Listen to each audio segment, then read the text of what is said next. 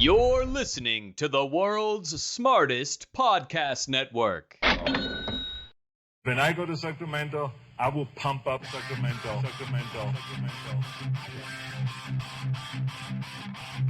Some say the news is fake. Others say it's real. These two don't have the time to check. Instead, Turner Sparks and Michael Ira Kaplan turn to comics stationed around the globe to be their eyewitness reporters so that you can know what's really going on. This is Lost in America.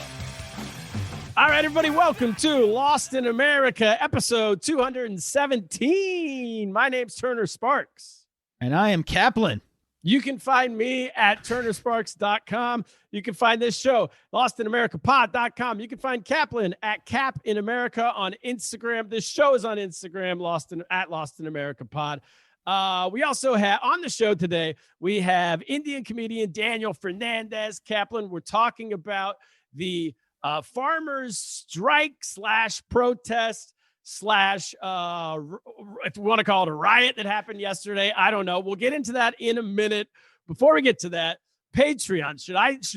Do you want to take this over? Is this your section, Kaplan? Well, let me tell you, we have a Patreon show we do 3 times a week called Live from the Bunker. And if you're not a subscriber, this is the week to subscribe, because our wives are very upset with us. This is just a little teaser. They are upset that we're doing too many podcasts. So we're going to talk about this on tomorrow's episode, but we might be getting divorced over doing this show. Both of us. They're both on the ropes. Our wives are angry. Too many podcasts. So we need you guys to support the pod. And how do you do that? Turner? Patreon. Kaplan doesn't remember. You go to patreon.com. You go to patreon.com/Lost in America you get 3 extra episodes a week of just Kaplan and I, 30-minute full comedy episodes, 30 minutes. Doing for $5 a month, you get that. Plus for $10 a month, that's a bargain. For $10 a month, you get a Lost in America #1 in Armenia t-shirt. We went to #1 in Armenia. Kaplan's wearing the shirt right now for everyone watching on YouTube. Also, we have these mugs. We got a ton of merch. You got to print merch. And we have a great, so do that. We have a great review I want to read right now. As everyone knows, we started the world's smartest podcast network with Andrea Jones-Roy. As everyone knows. And Andrew Heaton. Check out their podcast. Everyone knows that. We just got a new review on iTunes of the show. Let me find it. It says, Okay. First of all, it's from Yo Mama. Yo Mama. Shout out to Yo Mama. Thanks for listening. 5 stars they gave us. And they said, but then it seems like a bit of hate mail. It says, false institutional advertising is the headline of the review. And it says, contrary to the name of their network, Mordecai and Sparks are hilarious idiots. I love that review. I take it as a compliment. Yeah, I take it because I would rather be a hilarious idiot than a smart bore, right? You know, and as long as you say I'm funny, you can say anything. Say whatever you want about me. Just make it 5 stars. Oh, right. I'd rather be, you could say I'm smart and give me 4 stars. No good. We want all, if you have never not given us an iTunes review, I don't know what you're waiting for. Get over there, give us a review, 5 stars only. And please, you can use my Hebrew name, Mordecai. You can call me Michael. You can call me Kaplan, whatever as long as you give me 5 stars, I love it. So thank you very much, Yo Mama. On the podcast. Okay, let's get to today's episode, Kaplan. Yes. On the pod, Daniel Fernandes is coming in just a second. We're talking about, by the way, he has the You Started It podcast. You Started It podcast. You can check it out. And he that's on YouTube and on podcast, whatever podcast players you have. He has his comedy special, Shadows, which I want to talk to him a little bit about later. And that's on YouTube as well, or will be on YouTube. I think it's on YouTube. Let's say it's on YouTube. By the time you listen go with to that. This, it'll be on YouTube, which also we'll get into the details of why later. Now, the farmers strike, Kaplan. What do you know about this? I know it's local to your neighborhood. Right. So listeners to our Patreon show would know already that about a month ago, I think, there was a day in my neighborhood where we call them the Yenta Pack, the people in my neighborhood who complain about everything. They're always on Facebook complaining about things. And one day they said, attention, everybody, there's fencing, hundreds of people fencing in the local park. I've called the police. I'm on it, but I just wanted to warn people. Now, this is the sport of fencing. They're not putting up fencing. They said there were people with swords, and it was... And they called the police. Police are called. Keep your children away. They could get stabbed by accident. And then it turned out somebody came in who's a little more cultured and said, those are actually people protesting the Indian farming. It's an Indian farming protest. They're not fencers. Those are ceremonial They're swords. not playing the sport of fencing. Yes. They're protesting something going on the other side of the world. Yes. Yes. So that was my extent of my knowledge until recently. I knew there was something going on because if it's in Long Island City, we're a very apathetic neighborhood. It's obviously going on other places, including India. And then we saw this week that the protests turned a little more violent, correct? Well, I'll take over from here. So what we know is this story's been happening for a few months. I know that because we thought about doing this story a couple months ago. Indian farmers are a big part of the country, and the Modi's government has decided to take away their subsidy, essentially, from what I can tell. They've been getting subsidized. I don't know if it's wages or in some way the government's kind of propping up the farming community so people can farm so that they can sell it so people can eat, I believe. And Modi has now taken that away. He said there's going to be no more subsidies. We're not helping you out anymore. It's going to be free market. Every man for themselves. If you want to farm, figure out how you can farm. The farmers are pissed. They've gone into the cities and they're now protesting / rioting. And that's what I know. Daniel Fernandes, welcome to the show. Thanks for hanging out. What did we get right Thanks on for that? having me, guys. What did we get wrong? Some part of it, that the farmers are pissed off for sure. Yes, that has happened for sure. As far as the subsidies are concerned, I believe, again, I just want to clarify to all the listeners out there, I'm coming, my opinions and the knowledge that I have about this is based on what I've read and watched on the news. This is a very complex issue. So I am not an expert, but I have. This is a comedy show.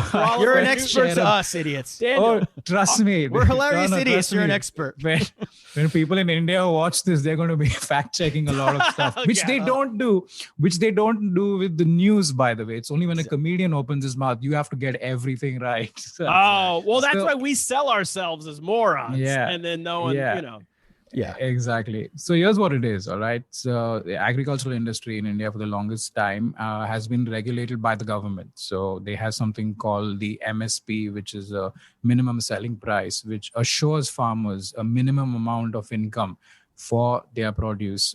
They've also been receiving subsidized electricity, which, in turn helps them with their farming. They do not pay taxes. Anybody in the agricultural industry does not have to pay income tax. So I think that still stays. So what they've done now, what these new farm laws say is basically that they're going to deregulate the industry. They're going to make it a free market where, as you said, where farmers can now trade with whoever they want, however they want, which the farmers are not happy with for many reasons. One of them being that they were not consulted before these laws were introduced. Two, the laws were just, passed in a very hurried manner. They literally plowed through Parliament. Those bills are plowed through Parliament with no discussion whatsoever. So it's kind of coming across like it's forced upon them. And while the government keeps saying that this is good for you as a farmer, it's a free market now, you can sell to whoever you want, you can decide the price, etc., etc. The farmers believe that in the long run, what will happen is once the corporations get into this space over a period of time, as economics dictate, the corporations will then get to decide what price they want to buy at, which will then mean that the farmers lose the advantage they had with the MSP, and they fear that they might lose income over the years. So there's been an agitation going on for a couple of months now. They've been protesting peacefully up until yesterday.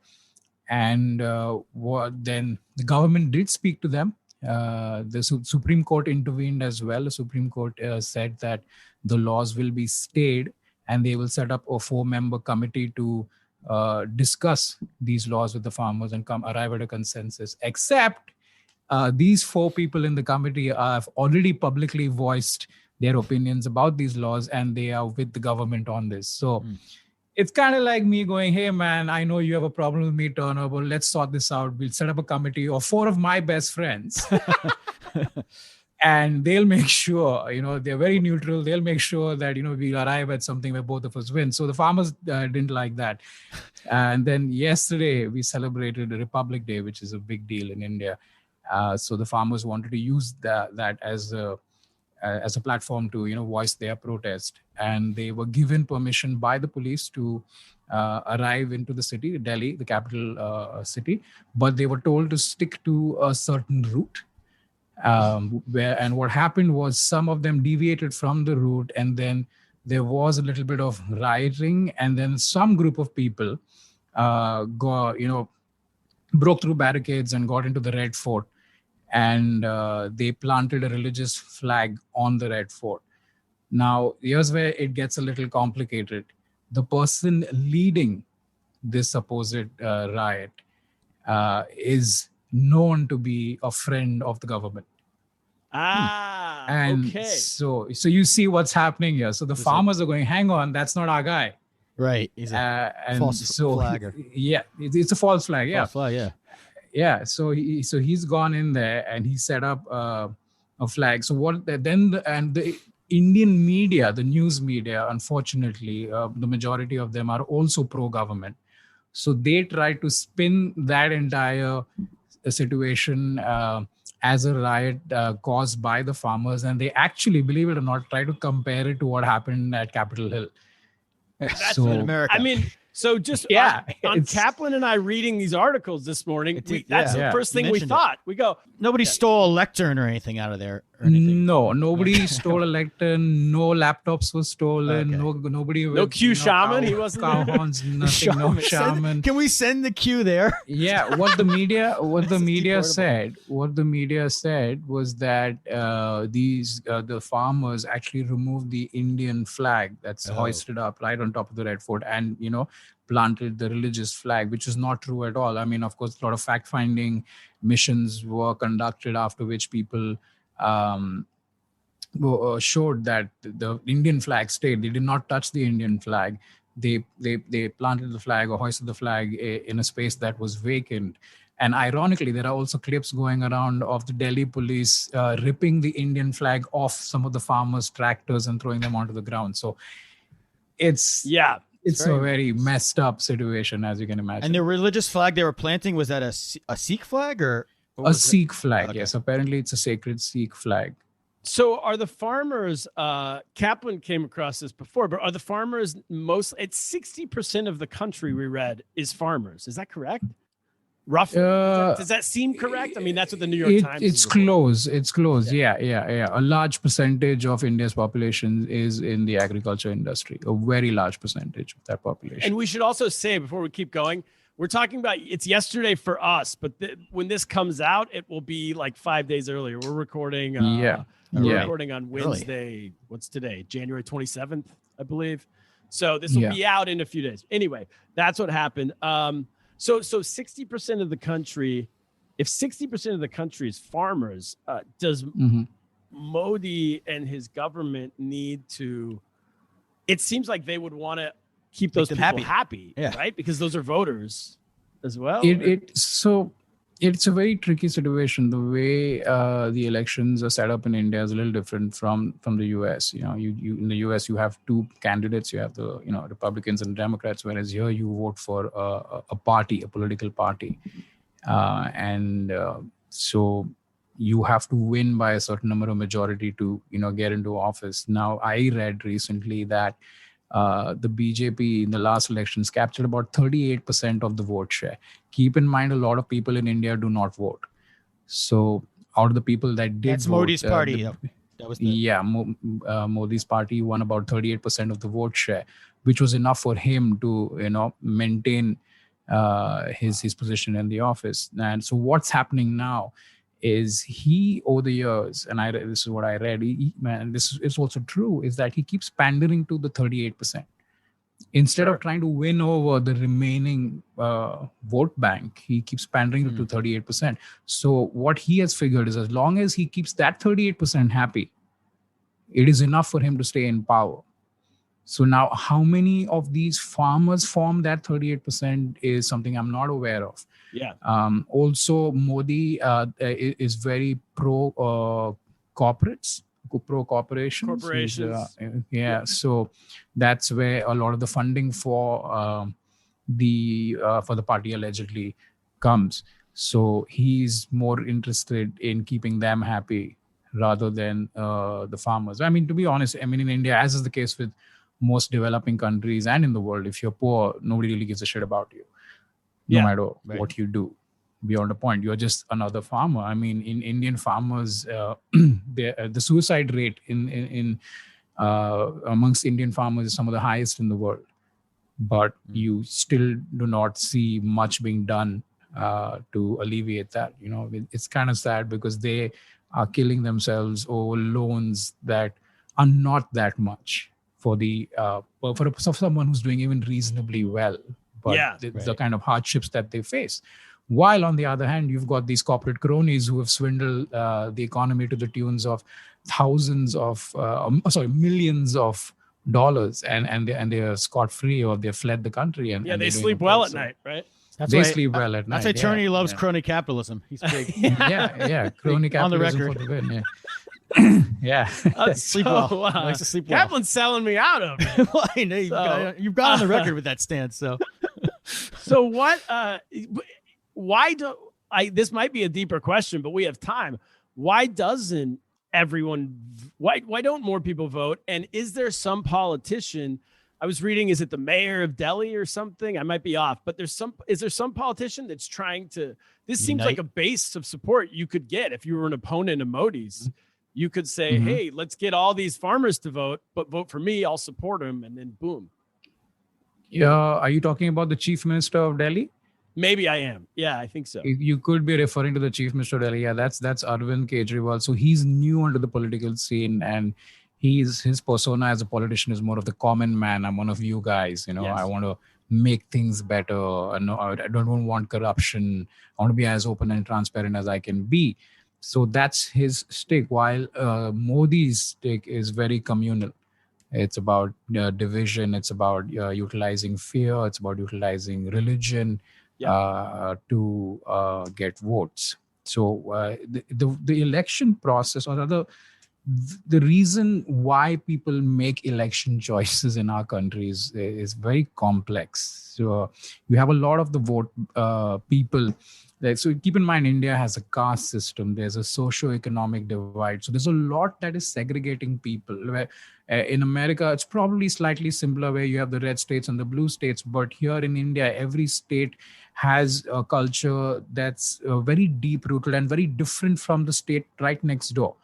And within those states, there are complexities that are driven by religion, by socioeconomic status. So what's happening is that the politics of each state is different.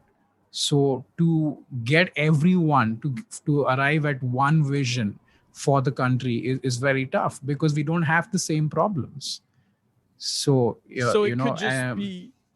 could be just totally so different from what they care about. So whatever the government's running on the platform, they might not have they don't care one way or the other, so they just don't vote. But it does so it does seem like a lot of the country is supporting the farmers right now, though. Is that right or no? It is. It depends on what news source you're consuming. I mean, if you go on social media, you will see a lot of support for the farmers, but if you switch on the news, it's a completely different story. The problem with situations like these is a lot of people who agree or sympathize with the movement tend to be silent. So if you are not heard, you may as well be with the enemy or the oppressor. Complicit. So that you're complicit. Your silence is complicit. So that's the issue. I mean, there are people across social media in the country who are supporting the farmers. For the first time, I think in Modi's term, he is facing a movement that he can't really seem to control. So I mean, all things said, it is a movement that is making impact. It is a movement that's being spoken about all over the world. Justin Trudeau commented on it. There's so many politicians from all over the world. So this is in the news. I mean, the tactics that are being used to deal with this are pretty much, come across as very age-old political tricks, like what happened with the Red Fort yesterday. That was not, from what it appears, it was not somebody who was part of the original protest. It was just somebody who hijacked it to make it look like, hey, look at what the farmers are doing. So As if they Antifa. like I saw think- our news in America and they're like, Yeah. oh, let's do something like that. Let's take over. Yeah. What can we do? Yeah. Okay. So, but how are the farmers? Well, I was curious to how the farmers, because it seems like a lot of them have been camped out outside Yeah. of Delhi, on the outskirts Yeah. of Delhi, in almost like it almost looks like a music festival scene or something. It does. Yeah. They self-sustaining. It's like, what's the Burning Man? It's like people It they is. make food and they have Yep. events and speeches. How do Well, they the police live didn't want there? them in the city, right? Is that Well, how do they live Yeah. without money? Like, So, you know what I mean? So they have been barricaded out of the city. They have not been allowed into the city. So they have been protesting on along the borders and outside. So the community, a lot of the farmers that are protesting outside Delhi come from the state of Punjab, and they, if I'm correct in saying, they're some of the they're part of the farming community that's doing a little better than the rest of the country. Also, they are very well organized. They're very united. They're not easily swayed by empty promises. And they also have support. They have support coming in from the Sikh community from around the world. I don't know if you guys have heard of Khalsa Aid. This is a Sikh organization that really helps out in situations like these. They've done this in the UK. They've done this in the US as well. So they've been supporting them. I think so they've been sending over food, pizzas. They've even set up massage sections, nice. which is pretty. So there has been support. I really would not be able to say much about how are they financially managing this, but I have read that these protests have cost them money, of course, because they're not working on They're the not farms. working on the farm. Yeah. They're here, so there is a financial cost that's coming with this movement, but I'm not sure how they are managing that cost. But from what I know and what I've seen, their resolve is very strong. They know what they want. They don't care if it's biting cold right now. They don't care if they are being maligned on the news. They have a very firm resolve in terms of what they want. So hopefully they'll get there. I was reading up, and a lot of economists have also said that yes, we do need reforms in the agriculture sector. However, I think it's very important to have the buy-in of the farmers, because they are the most important stakeholders. So ask them, what they would like to see, what they would like to have change in their industry. So hopefully it will come to that, and I hope that there will be some sort of an amicable resolution. Yeah, I mean, it seems like, well, first of all, from what I've read, is that they're getting donations from all over the place. As you said, it might be the Indian diaspora around the world. Yep. Maybe from within the country, but people are from donating. within the country as well. Yes. And it seems like they. I lost my train of thought, but here's another question. Kaplan, do you have something, or I wanted to go somewhere else? No, go on. Okay, you mentioned briefly the caste system. I'm kind of fascinated. How does that work?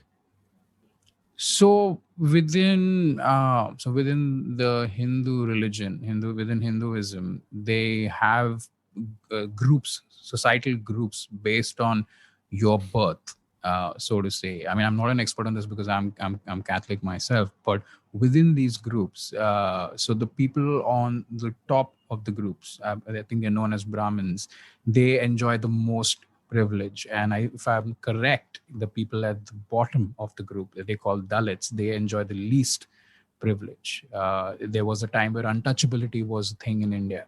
It still is in some parts of the country, where you cannot, eat food that has been cooked by a Dalit, or, so they're considered to be impure. So basically, if you're higher up the caste system, you have a good life. If you're at the bottom, you don't. And there are laws in place that say that that dictate that this should no longer exist, and everyone should be treated equal. It's just so in the constitution itself, but if you go into rural India, that apparently is not the case. So the system is still very prevalent. So everybody is grouped together on the basis of what caste they are born into, and then that dictates the rest of their lives. Wow. And that's based off how you're born. You're born into it. Yeah, just based on what family you're born into. Yeah. Yeah. And they don't believe in mixing. So to say, like if you're from an upper caste, you can't marry someone from a lower caste because they want to maintain the purity of the bloodline. Whoa. Yeah. That's it's but pretty you cool. as a Catholic, you have nothing to do with You're this. outside of that. Yeah. No, I mean, like I said, I mean, I live in the economic capital of the country. It's a very different life that I have here, and I have to keep acknowledging that I have a lot of privilege. So a lot of problems that these people face will never be something that I'd have to deal with. But I think it's important to acknowledge that this does exist. It is a thing. So when you go do show, do you know anyone who's part? I guess you probably do, right? Who's part of the system or not?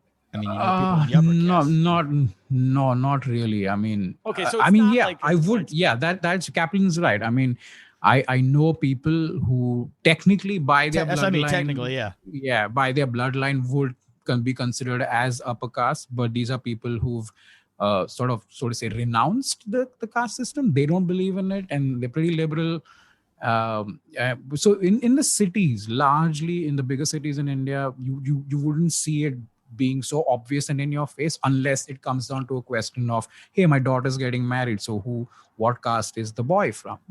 At certain situations, it might crop up in a bigger city, but in rural India, in the heartlands, it's in your face. It's pretty out there. And that's what I was going to say, is that I would renounce it if I was in the upper caste until my daughter was getting married. I was literally I was thinking about Ruby Kaplan there, and I was like, in a room right here. It's like, no. Yeah. So what? So you do have that. I mean, I even have fans writing in going, hey man, I like this girl and we like each other. We want to be together, but our parents don't approve because they're from different castes. And I'm just like, man, just run away, dude. Just fucking go to America. It's much cooler there. At the most, you'll just get shot. That's it. Yeah. Here though, there's definitely parents who wouldn't want their kid to marry someone of the other political party. I mean, these people are all losers, but they exist. Really? Is that maybe younger parents now? Younger parents, younger parents. Yeah, the older boomers, they don't care. But like the younger parents, I'm sure the woke millennials. I suppose the woke millennials when they have kids. I guess the woke. Yeah.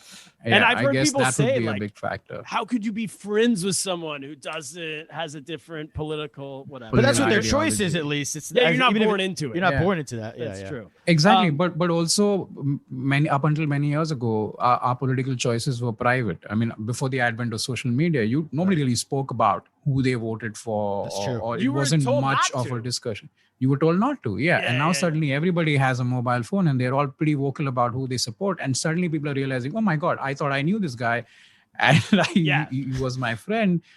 But I don't know. It's a very tricky situation, isn't it? I mean, I'm okay with being friends with somebody on the opposite end of the political spectrum. But I guess it all comes down to the belief system. I mean, the kind of choices that they make, the kind of things that they support, you have to make a personal choice. If somebody says, I'm okay with how immigrants are treated, I'm okay with putting immigrant children in cages, then I have a problem with you as a friend, because now it's hard to sweep that under the rug. I don't know. It's so complex, which is why I tell my friends, don't fucking talk about politics. Otherwise we might not survive this trip. Don't use the word cages when we're having conversations. So I remember the question was, is there any merit? You kind of said economists said there was. You touched on that. Merit to the other side. This idea that, well, the farmers are, because if 60% of the country's farmers, we read that they're producing 15% of the output, yet they're being supported with I guess tax dollars is what it would be. A lot of tax dollars is going to them. So is there some kind of middle ground for all this, where it should land? I mean, I hope there is. The reality right now is that the manner in which the laws were passed, with no discussion whatsoever, is like, this is it, my way or the highway, a very autocratic approach. It wasn't democratic at all. So that's kind of not giving the farmers confidence. Also, when there were platforms for various politicians from the ruling party to explain how these new laws would benefit the farmers, they were unable to do it. So what's happening now is you have these laws, and if you actually read the laws, they're pretty complex. It's not easy to understand on the first go. And so my next bet would then be, okay, I want to hear from the people who are impacted by these laws. So if tomorrow somebody says something about comedy and they say, hey man, this is what's going to change in comedy, I'm going to have an opinion that's valid because I'm in the industry. But what's happening right now is, on one hand, you've got the government that's said, okay, these are the new laws. Then you've got the media saying, oh, these laws are good. And then you've got all the other fans of the government saying, yes, this is a good thing, but no one can explain why. Or if they do try to explain, it isn't making sense to the farmers. So like I said earlier, there is merit in bringing in new reforms to the agricultural sector. However, I think it needs to be done in a more democratic manner. So in a way that ensures that the farmers are not affected in the long run. Because from right now, from where everyone stands, from where we stand at least, it looks like this is just a way for, crony capitalism to get in and kind of just make a lot. There's a lot of money to be made. Let's not kid around here. If you're looking at the kind of output that's coming out of these farms, there's a lot of money. Yeah, so we have in America, because we have all sorts of corporate farm. Most people think of farmers as a small business thing, but in America, so many of them are big corporate farms. And then we also have the issue where we're capitalistic, but like they're always destroying milk or destroying things because they got to keep the prices higher. We have too much food in America. Exactly. So they just dump it all out, or you will not believe. Artificial. Yeah, Kaplan. It's a similar situation in India as well. Close to 200 million people in the country are sleeping on empty stomachs every night, while our granaries are full. Yeah. Wow. We actually can feed. We have, supplies to feed the hungry, but it's not happening. To keep the prices up. To keep the prices up. Also, the thing with India is democracy arrived before capitalism.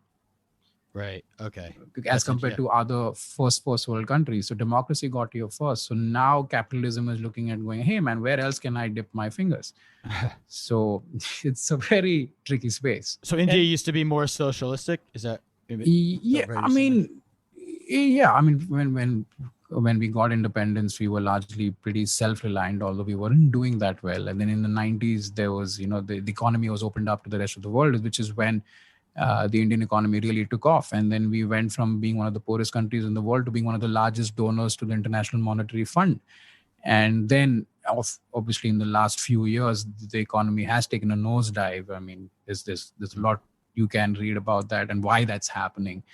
But it's kind of been a crazy journey for us as a country. So now we do stand at a very important point in our history, because economically we're not doing that well. The numbers are out there for everyone to see, and COVID has not helped. And to make matters worse, we have a country full of people who are more interested in stuff that's not important. Like, I mean, the headlines in the country today are comedian arrested for joke he has not told. Then there's a show on Amazon. In the sense that for us, he's in jail for a reason that's not important. Right. Okay. if that makes sense, because people are more concerned about what are comedians saying, what is this show on Amazon Prime saying about my religion, as opposed to, hey, why is the economy so messed up? Why is the infrastructure so screwed up? What's happening with our healthcare? Why don't I have roads that are finished outside my house? So why are 200 million people not able to eat? Going hungry? Yeah. Eat every night. So because what I read, Modi wants to. Obviously, he's liberal, economic liberal, wants to liberalize the economy, right? Or whatever, privatize the economy. Classic liberal, yes. Classic liberal is what I'm trying to conservative. say. And is the idea that these farms will go to his motivation? Because if 60% of these people don't want you to do something, also, as you were saying earlier, it's always a big red flag when somebody says, hey, I have this great thing, it's going to help you. And the people say, oh, we don't want it. And they go, oh yeah, well, too bad. Yeah. We're still doing it. It's going to help you. Is the idea that he has relationships with these big companies that are going to come in, and Is it that he'll get a does. kickback, or he just think it's good for like the tax dollars will help the country? It's for his friends. Okay. Simply put. Also, just to clarify, not all the entire 60% of the farmers are not involved in the protests right now. Okay. So they are spread across different parts of the country, but farmers from different parts of the country have voiced their support for the protests that are going on. So I think numerically, it's not all the farmers, but a large chunk of them with a loud voice are making themselves heard. And Modi wants to, 2024, he wants the economy to double, but from now to 2024, not happening. That was my question. Is that in any realistic possibility? I doubt it.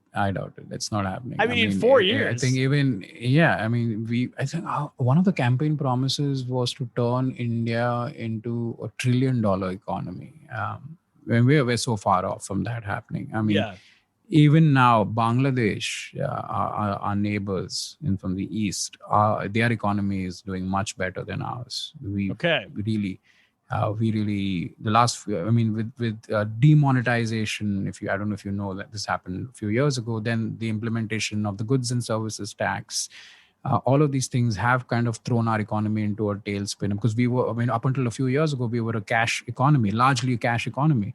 And then overnight, he demonetized a lot of notes that were in circulation. So a lot of people had money that was not worth anything anymore. And then they had to rush to the banks. Yeah, read up on demonetization. This happened in, I think, 2016. Yeah, about 4 years ago. And he did it overnight as opposed to gradual? Overnight. No warning whatsoever. He comes on TV at 8 p.m. and says, okay, from tomorrow morning or from midnight, these notes will no longer be valid.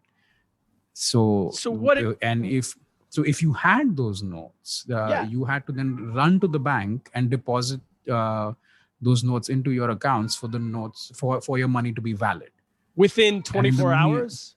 Not 24 hours. They did give people, I think, about a month or so to do it. But keep in mind, we're a very large country.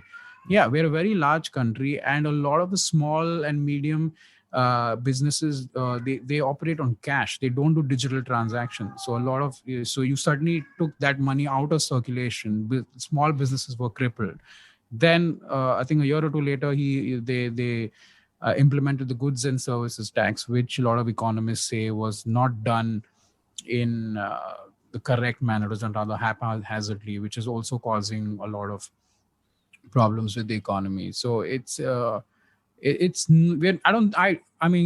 not an expert, but I don't think we're anywhere close to being double in 2024. I mean, looks unlikely, but could happen, but I don't know. Yeah. Well, that might be part of his push to just to open up the economy at all costs.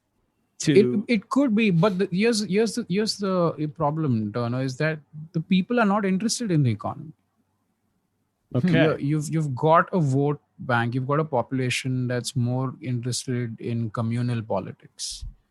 The government over the years has convinced the Hindu population of the country, not all of them, but most of them, that they are in danger from the minorities, which being the Muslims. I mean, that's old school political strategies. Yeah, we got a bit of that here as well. Yeah, give the people something Hindus to are fear. about 80% of the population, right? Exactly. Hindus are 80% of the population. How are you in any danger from the remaining the rest of the minorities? How is that even physically possible? So, but they've convinced them that you are in danger. So what they do now is, over the years, is they have been feeding that fear. And they keep feeding that fear by, these targeted attacks on the Muslim community, as a way of showing, hey, look, remember we told you that you guys are in danger? Look, we're keeping them in check. And this is not just the government. This is the government. These are fringe groups who have now become mainstream. It's the news media. It's a lot of the supporters of this government on social media. So it's a concentrated and well-coordinated effort to subvert the realistic expectations of a government. So instead, you keep diverting them. You keep diverting their attention and saying, this is what you need to worry about. This is what the real issue is. And nobody's going, or very few people are going, hey, no, hang on a second. What about the economy? What about the jobs you promised? What about all these other things? So it's not that's easier to solve, right? Yeah. It's not like the political discourse in our country is based on the things that matter. The political discourse in our country, if you look at Indian Twitter, it's about things that don't matter at all. Yeah. That's why It's ridiculous. Like last year, he passed like a law that it make it easier to become a citizen if you live in a neighboring country, as long as you're not Muslim. Oh yeah. The Citizen Amendment Act. That's another crazy thing. That problem that doesn't last year. exist. Yeah. Yeah, so it basically passed a law saying that people who are oppressed in neighboring countries can seek, asylum or move to India as long as they were Hindus. Hindus, Christians, Sikhs, but not Muslims. So that kind of, created a massive uproar in the country going, why are you targeting Muslims, etc., etc., etc. And then they said that they will create a registry of citizens of India as well, who, and if you cannot prove, if you don't have the papers to show that you are a citizen of this country, you will again be thrown out of the country. Whoa. Which is so weird because you've got so many of the people. People don't have clothes to wear, homes to live in, and food to eat. Do you think they have papers that have been handed down from generation to generation? They don't. So it at every turn, it seems to be some effort or the other to kind of disenfranchise the Muslim community. I mean, it's like, as you said, this is an old trick, right? Whenever things aren't going well, instead of fixing the tough problems, you just blame pick a population, minority, blame them, exactly, and then divert the attention, and we can all move on. And your friend of yours that you were talking about earlier, the comedian who got arrested yesterday, a listener of ours, Bill Dodson, shout out, sent me an article, this exact article you're talking about, like 2 hours before we recorded this. And he goes, whoa, you should see this. I went, we have an Indian comedian on today. We'll talk about it. And you know the guy, and he's the comedian that got arrested is Muslim, correct? He's Muslim. His name is Munawar Faruqi. He was arrested on the 1st of January at a show in a city called Indore, along with 4 other people who were part of the show. One of them who was just a friend who was visiting him. He had nothing to do with the show. He was just like, it's like, you have a gig. I'm your friend. I just came to the green room to say, hey man, how's it going? Yeah. And before you know it, there's a mob outside, and all 4 of us get hauled into the police station. I'm a groupie. I'm not even a comedian. A fan. Yeah.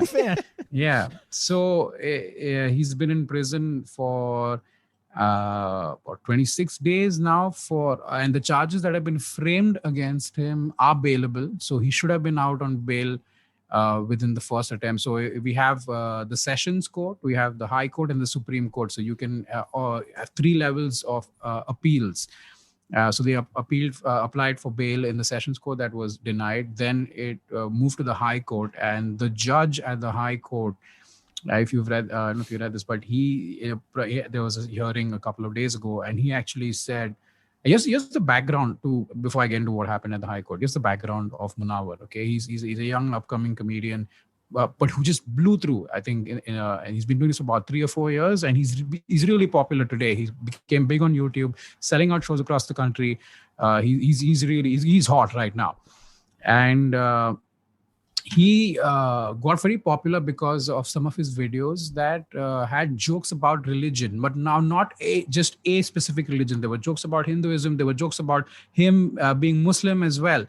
But as is the case with a lot of the right wingers in this country, they cherry pick their outrage. So they kind of took offense to, why is he making fun of Hindu gods? And that also then feeds into hey, remember as the government told us that we are in danger? Look at the danger, jokes, very dangerous. So so people started getting pissed off because of that. Now, there is a law in India that safeguards religious sentiments. So wherein if a person shows malicious intent towards, inciting riots or violence towards a specific religious community, they can be hauled into prison. Now, I was reading up on this, and these laws were framed largely for politicians, because in case or politicians or religious figures as well, religious figures who like hate speech, hate speech, basically for hate speech. Yeah. But now what's happening is these laws are being misused to target artists, not just comedians, even shows that are on Amazon Prime, on Netflix. So, this outrage back in the day was largely within the fringe, and people would complain, but you wouldn't get into trouble. But now the outrage has become very mainstream. The mobs have become mainstream. The mobs enjoy the support of the police, the support of the news media, and by the looks of things, the support of the courts as well. So Munawar did not even perform. He was accosted by a minister's son from the ruling party who accused him of trying to sow, communal disharmony, which is weird because I've never heard of anybody laughing at a joke and then going out there and killing somebody. It's just, these are people who are willingly paid to watch him, and he's good at what he does. So the police arrested him on the basis of what this guy said. And he claimed that he overheard him rehearsing his jokes in the green room, and these jokes were about Hindu gods. Yeah, the show hadn't even. He was in the green room. He got into the green room, and he overheard. Yeah.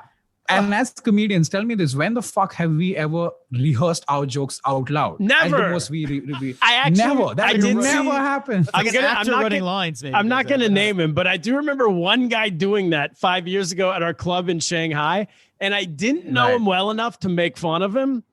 But if I would have known him better, I was like, in my head, I was like, what are you doing? I've literally only seen it once. Yeah. He was going over the words, but we never do that. Your bits. You have at the most at an open mic, maybe if you're just trying out for the first or second time. This guy's a seasoned comedian. He doesn't need to do that. It's all up here. You just get to remember your set list. In your head. Anyway, so that's on the basis of that. People in the green room, though. He wasn't even in the green room. And on the basis... He wasn't in there. He claimed to overhear him. And on the basis of that complaint, he has been hauled into prison. And the police have admitted there is no video proof that he insulted any Hindu gods. Yet he is still in prison. Courts have still denied bail. And the High Court, the judge of the High Court who had the hearing a couple of days ago, said that such people should not be spared. Keep in mind, this is a hearing. This is a bail hearing. There's no trial. Trial has not commenced. No evidence has been presented. But it looks like the judge has already passed, has already made a judgment call to say, this guy is guilty, which is so weird. So he reserved the bail order, which basically means that he's going to go think about it.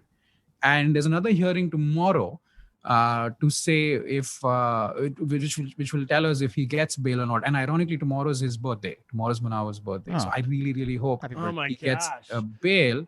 But it looks unlikely from what we last heard. And then there'll have to be another appeal in the Supreme Court. And maybe, hopefully by then, there is outrage brewing in the country right now. A lot of people are talking about this. And this is like this. He's not committed a crime. And even if he has, the law that has been used to put him in prison is a bailable law. So he should be out on bail irrespective and let the trial commence. So it's what's happening now. And are the rest of you all now worried, like the comedy community? This could happen to anyone. You guys should start protesting. Because he's Muslim. If we are, ironically, we are, we should get out on the streets. But I think a lot of comedians are also scared of putting a target on their backs.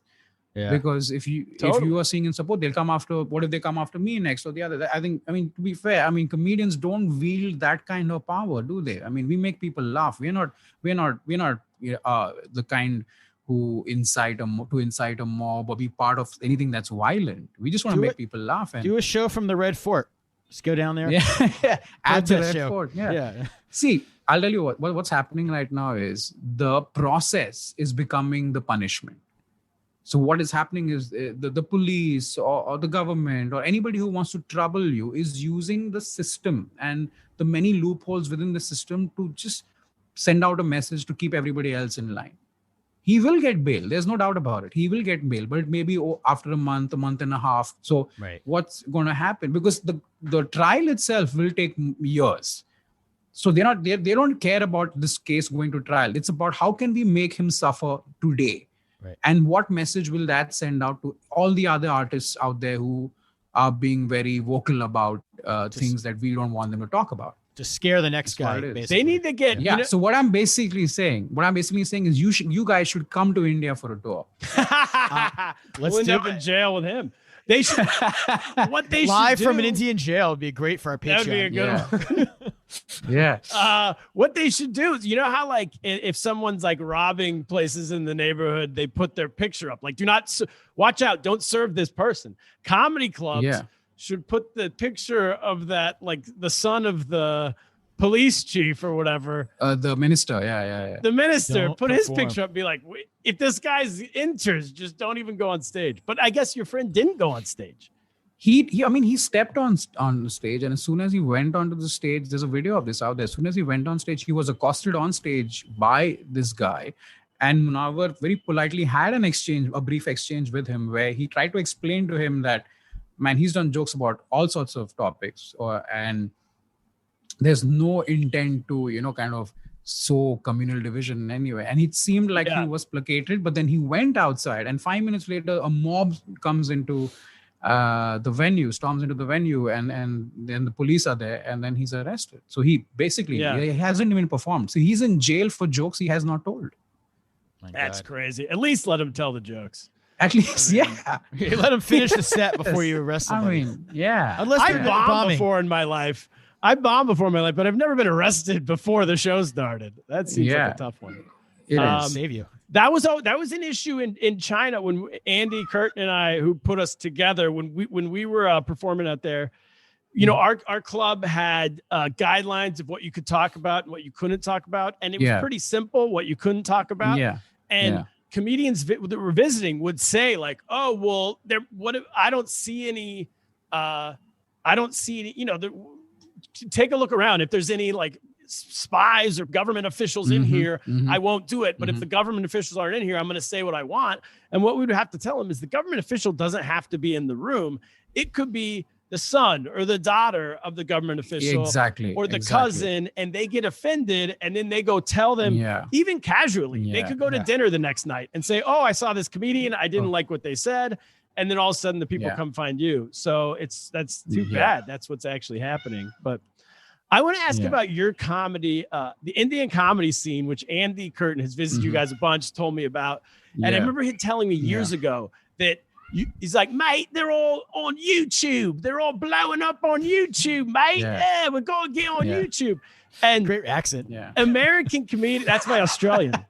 That's American comedians, we're very late to YouTube. I feel like people will no one wanted to put their material on YouTube because they thought then people wouldn't come see you in the comedy club. I know there's people like Andrew Schultz who have been doing it the last few years and have had like a ton of success. But Andy told me years ago that you were doing this.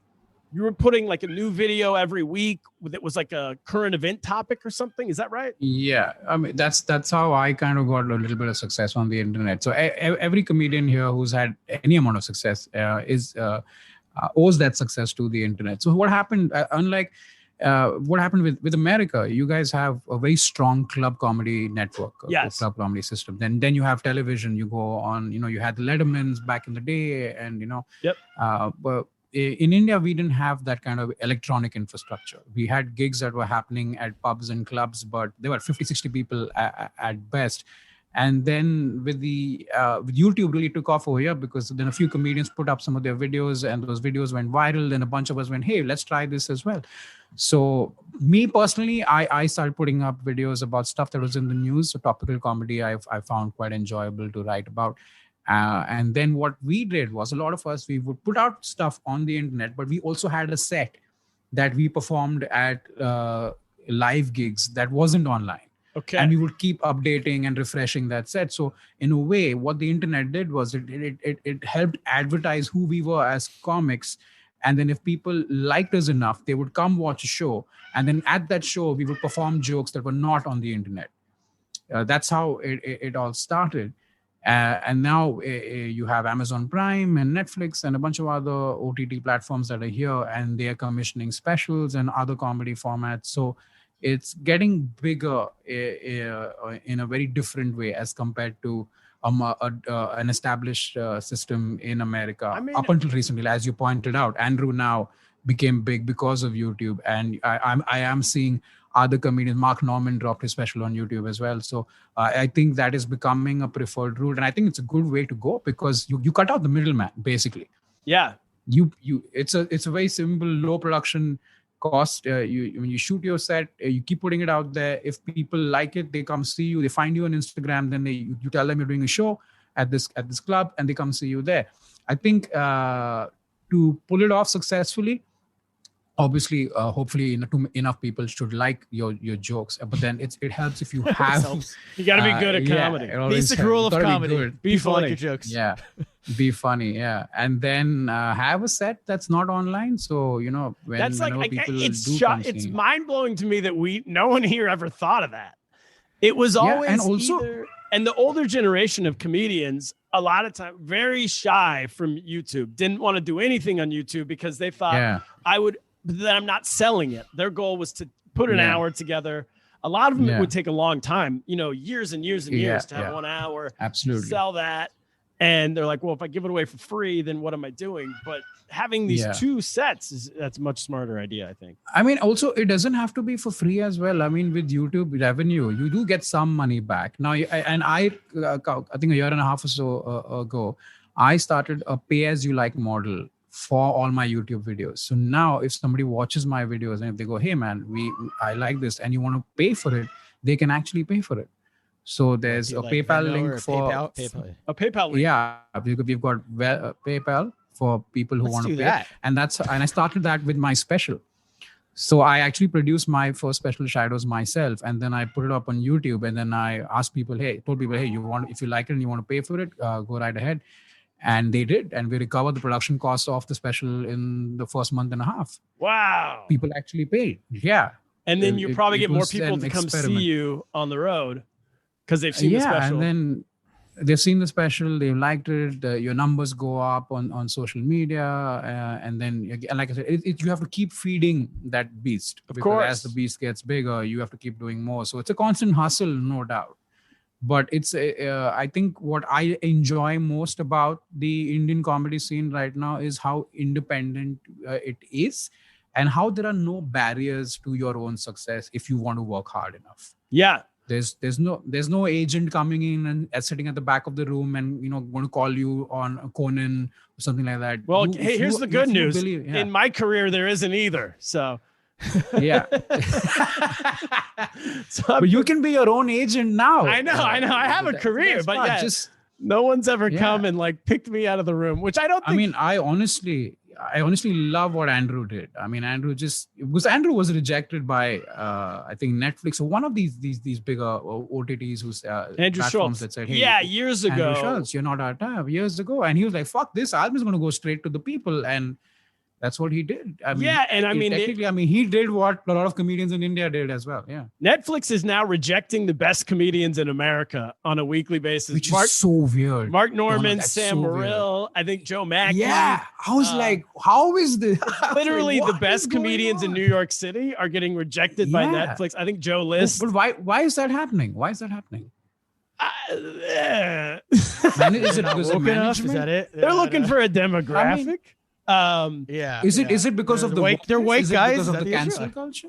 It's not cancel culture. It's that they're targeting their business. Their job is to find a demographic and hit that demographic. And I think, frankly, a lot of us white guys kind of all look the same to the average person. Right. And so also Netflix makes money either way. So they want to be able to tout their cast, their lineup. They don't really. Well, I think that a white guy with jokes is not enough. They don't think it's enough. I think they're wrong because I think if you're funny and you build a lot of these, these guys all have their own audiences. So I think, frankly, you want the person who has their built-in audience more than you want someone who's representation. Yeah. That's why you don't have a special. Turner Sparks, you should have listed yourself there. I have an album.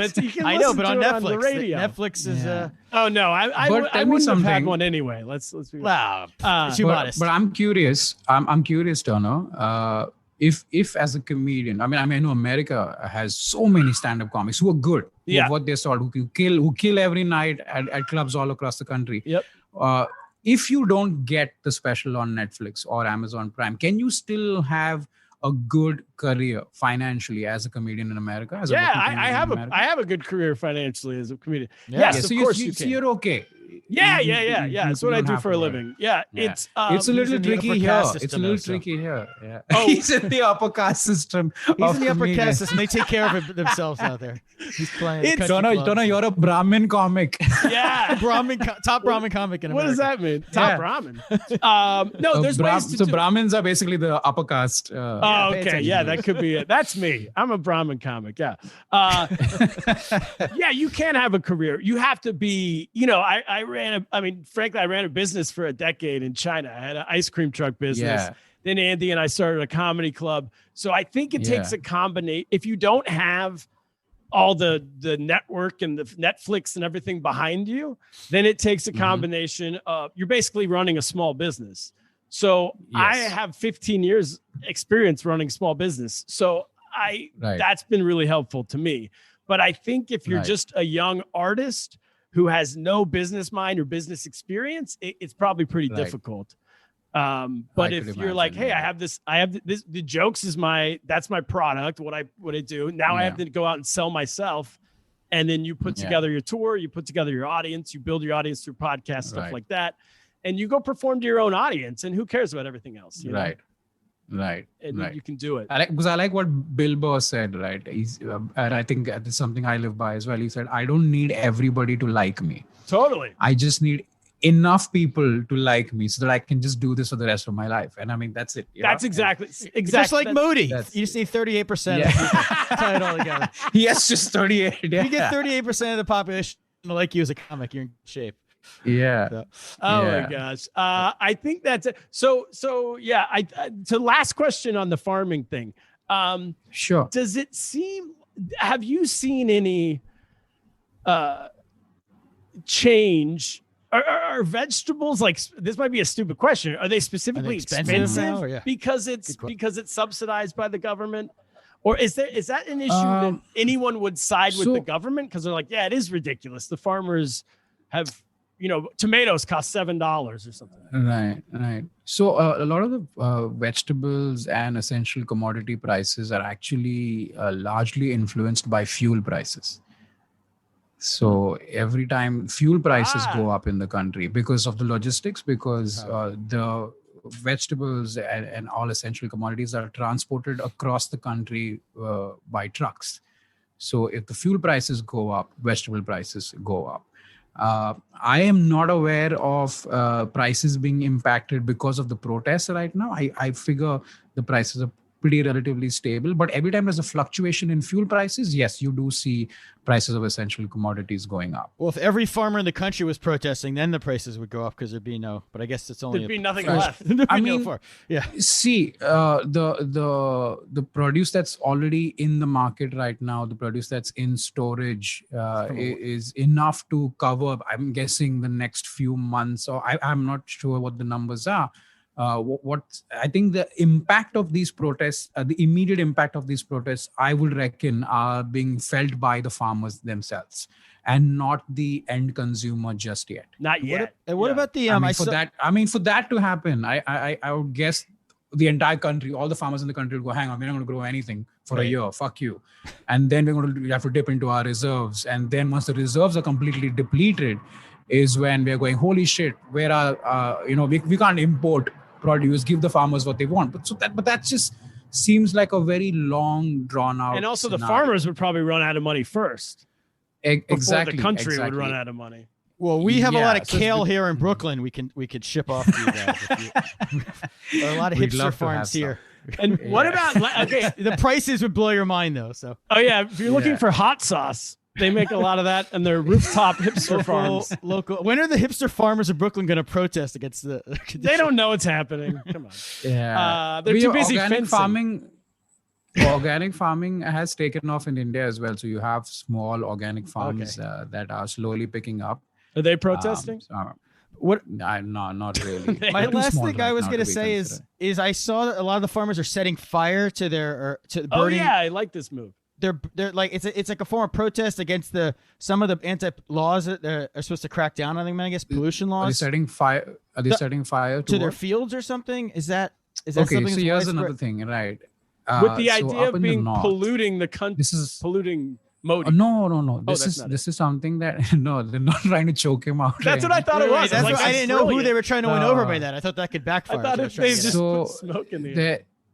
There's something. This is something that happens every year around towards the end of the year, around October or November, where farmers across the northern belt of India. I'm not sure if it happens in other places, but they burn the stubble that's left out in the field so that they can, once that's taken out, then they can, plow the field again, stuff like that. But what that does, the burning of that stubble, compounded with the wind, creates a lot of pollution in Delhi. So every year around November and December, Delhi turns into the pollution levels go up. It's unbearable, and a lot of it is caused by these farms. The farmers setting fire to their fields. So this isn't a concentrated effort to now kind of pollute the air that Modi. I thought they were trying to get them to stop doing it this year, though, and they just did it anyway. They are. I think, if I'm not mistaken, one of the laws is also about the burning of the stubble, but I'm not sure. But this is a concern. Environmentally, yes, this comes up every year. Going, hey man, we can't breathe. Pollution's too much.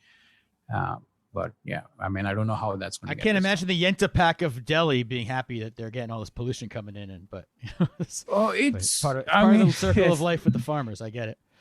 Yeah, it is, but it's something that Delhi has been living with for many years. Yeah. So all right. The average citizen right now, I don't think they're complaining too much about it. Delhi's been known to be very polluted for a very long time. Well, there you go. The failing New York Times told us it was to smoke out Modi. That's why we shouldn't get our news. That's why we do this podcast. The failing New York Times gives us information, and we find a comedian to tell us to set us straight. We get the real story. Or maybe the New York Times knows something I don't. No, they don't. You know more. Trust me. They don't know anything. That's it. That's the episode. Daniel Fernandes. Thank you for doing it, man. Everybody, thank you so much for having me. Check out his special Shadows. It's on YouTube, and the You Started It podcast you can watch on YouTube. You can download. YouTube Kaplan as well. Yeah. That's it. What should we do? It's time to get lost. Get lost. Have a nice life. Have a nice life. That's how we end it.